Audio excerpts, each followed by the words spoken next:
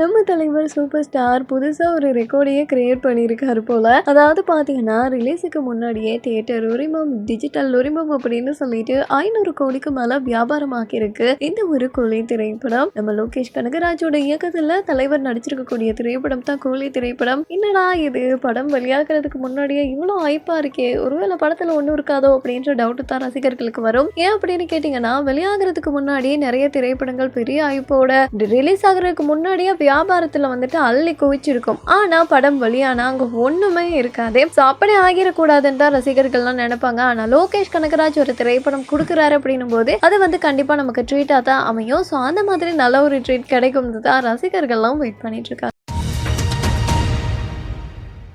Vetrimaaran and STR இவங்க காம்போல STR 49 உருவாக்குது அப்படின்னு சொல்லியிருந்தாங்க. ஸோ எஸ்டிஆரோட அடுத்தடுத்த திரைப்படங்களோட அப்டேட்காக வெயிட் பண்ணிட்டு இருந்தாங்க ரசிகர்கள். அப்டேட் எல்லாம் கிடைச்சிச்சு, பட் ஷூட்டிங் மட்டும் ஆரம்பிக்காம இருந்தாங்க. இந்த நிலையில பாத்தீங்கன்னா அவர் வந்துட்டு ஆரம்பிக்க போறேன் அப்படின்னு சொல்லி இந்த ஷூட்டிங் எல்லாமே இன்னமும் ஆரம்பிக்கல. பட் அதுக்கு பதிலாக இப்போ வடசென்னையை பேஸ் பண்ண ஒரு கதைக்களத்தை மையப்படுத்தி வெற்றிமாறன் வந்து ஒரு திரைப்படத்தை எடுக்க போறாரு. ஸோ அந்த திரைப்படம் பத்தின அப்டேட் தான் வெளியாகிட்டு இருக்கு. அந்த வகையில பாத்தீங்கன்னா திரைப்படத்தோட டைட்டில் வந்துட்டு வெளியிட்டிருக்காங்க. ராஜன் வகையரா அப்படின்னு சொல்லிட்டு டைட்டில் அனௌன்ஸ் பண்ணியிருக்காங்க. சூப்பரான ஒரு கதைக்களத்தோட எஸ்டிஆரை வச்சு சூப்பரா நம்ம வெற்றிமாறன் வந்து ஒரு படம் பண்ண போறாரு. யாரெல்லாம் இந்த கோம்போவை பார்க்க வெயிட் பண்றீங்க அப்படின்றத கமெண்ட்ஸ்ல சொல்லுங்க. பிளாக்பஸ்டர் காம்போ இஸ் பேக் அப்படின்ற அளவுக்கு மகாராஜா திரைப்பட கூட்டணி வந்துட்டு மறுபடியும் இணைய போறாங்க.